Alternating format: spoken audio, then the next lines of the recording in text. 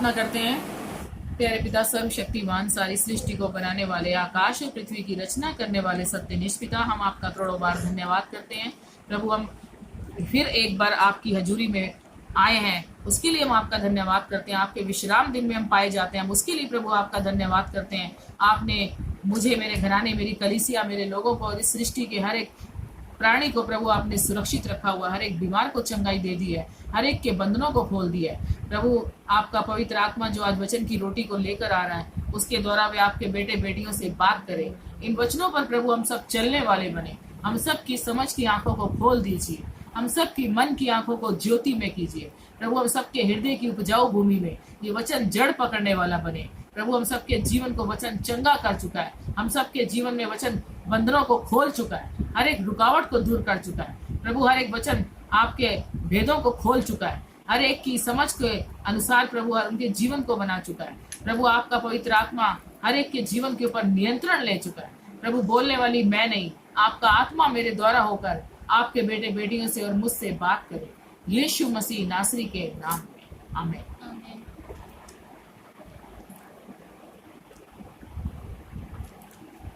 आइए, आज का वचन है, परमेश्वर को पहला स्थान दो। आइए देखते हैं यशाया 1:16। अपने को धोकर पवित्र करो, मेरी आंखों के सामने से अपने बुरे कामों को दूर करो, भविष्य में बुराई करना छोड़ दो। हम प्रभु का धन्यवाद करते हैं कि परमेश्वर का वचन कह रहा है कि अपने को धोकर पवित्र करो। अपने को धोकर पवित्र कैसा करना है? कि हमें अपने मन को बुराई से फेरना है, हर बुरी बात से अपने जीवन को मोड़ देना है। कहीं पर बुराई हो रही है, कहीं पर कोई ऐसी गलत बात हो रही है, उससे अपने आप को फेर लेना है। यानी किसी की बुराई भी हमें नहीं करनी, कोई बुराई सुननी भी नहीं है, किसी के लिए अपने अंदर कड़वाहट नहीं रखनी। हर बुरा काम जो इस संसार के अंदर होता है, उससे अपने आप को हटाकर अपने मन को वचन पर स्थिर करना है। इस वचन के अंदर यही बात बताई गई है कि अपने को धोकर पवित्र करो, मेरी आंखों के सामने से अपने बुरे कामों को दूर करो। ये कौन कह रहा है? प्रभु कह रहा है कि मेरी आंखों के सामने से उन कामों को दूर कर दो जो उसे अच्छे नहीं लगते, और भविष्य में बुराई करना छोड़ दो। अगर हम किसी की बुराई कर रहे हैं तो आज ही हम इस चीज को छोड़ दें, क्योंकि बुराई परमेश्वर को अच्छी नहीं लगती। आइए आगे देखते हैं भजन संहिता।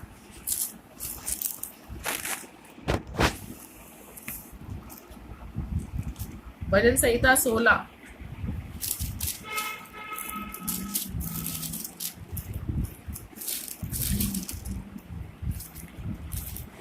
का 11। तू मुझे जीवन का रास्ता दिखाएगा, तेरे निकट आनंद की भरपूरी है, तेरे दाहिने हाथ में सुख सर्वदा बना रहता है। यानी जब हम परमेश्वर के वचन के साथ चलेंगे, परमेश्वर के वचन पर विश्वास करेंगे, तो परमेश्वर का वचन हमें क्या दिखाएगा? जीवन का रास्ता। जब हम प्रभु के वचनों को पढ़ते हैं, सुनते हैं और उस पर चलते हैं, हमें वो ऐसा रास्ता दिखाता है जो हमने सोचा भी नहीं है।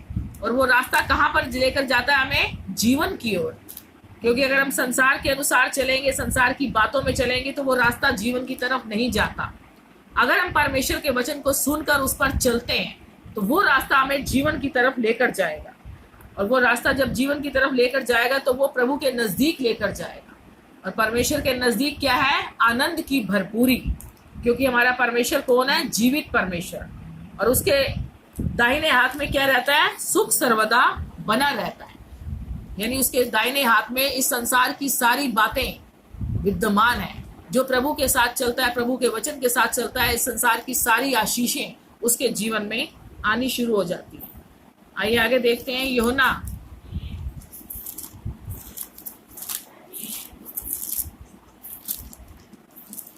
यूहन्ना 15 का 11।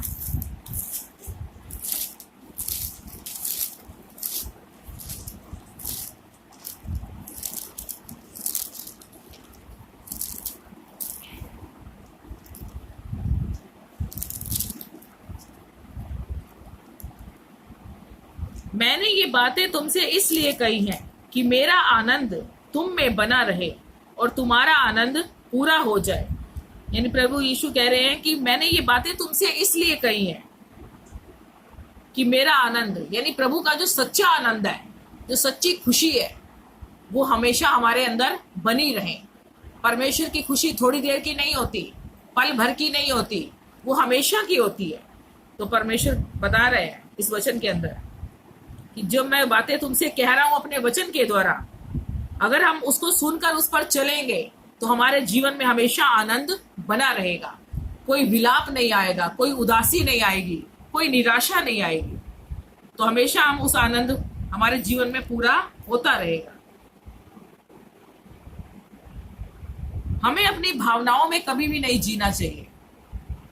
परमेश्वर कई बार जब हमें अपनी इच्छा बताता है, अपने दर्शन को देकर, अपनी आत्मा के द्वारा, तो हमें उसको अवॉइड नहीं करना, हमें अपनी बुद्धि को आगे नहीं रखना, हमें अपने आप को इमोशनल नहीं करना, भावनाओं में बहना नहीं है। यानी कोई भी भाव अगर हमारे अंदर से उठता है तो हमें उस पर नहीं चलना।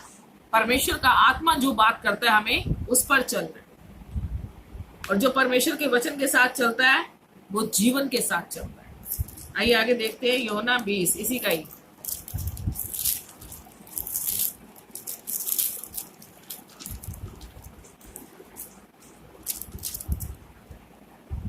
20 का 19। उस दिन जो सप्ताह का पहला दिन था, संध्या के समय, जब वहां के द्वार जहां चेले थे यहूदियों के डर के मारे बंद थे, तब यीशु आया और उनके बीच में खड़ा होकर उनसे कहा कि तुम्हें शांति मिले। आज की दुनिया के अंदर, संसार के अंदर बहुत कलेश है, बीमारी है, निराशा है, गरीबी है, कड़वाहट है। उन सारी बातों के अंदर अगर हम परमेश्वर के वचन को लेकर चल रहे हैं तो परमेश्वर की वो अटूट शांति हमारे जीवन में हमेशा बनी रहती है। यहाँ इस वचन के अंदर ये बताया जा रहा है कि जब प्रभु यीशु मसीह को क्रूस पर चढ़ाया गया था और वो तीसरे दिन जीवित हो उठे थे, और वो जीवित होकर सबसे पहले अपने चेलों को दिखाई दिए, और जहां पर उसके सारे चेले इकट्ठे बैठे हुए थे, उदास थे, निराशा में थे, सोच विचार चल रहा था, तो एकदम प्रभु यीशु मसीह अचानक उनके सामने प्रकट हो गए और उन्होंने क्या कहा कि तुम्हें शांति मिले। जब मनुष्य किसी निराशा में होता है, किसी तकलीफ में होता है, किसी परेशानी में होता है, तो जब वो प्रभु को याद करता है, परमेश्वर के वचन को मनन करता है, तो परमेश्वर की आत्मा की वो शांति उसके जीवन में उतरनी शुरू हो जाती है। इसी का 21 भी देखेंगे। यीशु ने फिर उनसे कहा कि तुम्हें शांति मिले। जैसे पिता ने मुझे भेजा है वैसे ही मैं भी तुम्हें भेजता हूं। यानी पहले एक बार बोला 19 वचन के अंदर कि तुम्हें शांति मिले, अब फिर दोबारा 21 वचन के अंदर प्रभु यीशु क्या कह रहे हैं कि तुम्हें शांति मिले। वो कैसी शांति देता है? वो ऐसी शांति देता है कि वो कह रहा है कि जो शांति मैंने तुम्हें दी है वो तुम जाकर इस संसार के हर एक मनुष्य को दो जो तकलीफ में है, परेशानी में है, बीमारी में है, निराशा में है, कलेश के अंदर है। अगर वो शांति हम मनुष्यों के जीवन में नहीं दे रहे तो हम परमेश्वर के काम को नहीं कर रहे। जिसके जीवन में जो चीज होती है वही वो दूसरों को देता है। आइए इसी का 26 भी देखेंगे। 19 का 8 दिन के बाद उसके चेले फिर घर के भीतर थे और थोमा उसके साथ था और द्वार बंद थे। तब यीशु आया और उनके बीच में खड़े होकर कहा तुम्हें शांति मिले। तीसरी बार प्रभु यीशु मसीह हमसे फिर बात कर रहे हैं। यानी 8 दिन बीत चुके थे प्रभु यीशु मसीह को जीवित हुए। उसके चेले फिर घर के भीतर थे, यानी घर के अंदर उसके चेले सब इकट्ठे हुए थे और थोमा भी उनके साथ था जो प्रभु यीशु मसीह का चेला था, और द्वार क्या था? बंद था। तब यीशु आया। अब बंद द्वार के अंदर यीशु कैसे आ सकता है? क्योंकि वो आत्मा है, वो कहीं से भी प्रवेश कर सकता है, कहीं से भी आ सकता है। उसके लिए हमें अपने हृदय के द्वार को खोलना जरूरी है। जब हम अपने हृदय के द्वार को खोलते हैं तो प्रभु यीशु मसीह का आगमन हमारे जीवन के अंदर होता है, हमारी आत्मा के अंदर होता है। तो फिर प्रभु हमें क्या देता है? फिर कह रहा है प्रभु कि तुम्हें शांति मिले। जो प्रभु यीशु मसीह के साथ खराई से चलता है, उस पर विश्वास करता है, उसके वचन पर, उसके वादों पर विश्वास करता है कि सचमुच परमेश्वर तीसरे दिन जीवित हो उठा, वही जीवित आत्मा, पवित्र आत्मा यानी जो हमारे अंदर रहता है, हमें भी संसार के मुर्दा कामों से बाहर निकालकर अपनी शांति दे चुका है। आइए थोड़ा पीछे चलेंगे यूहन्ना में, यूहन्ना 14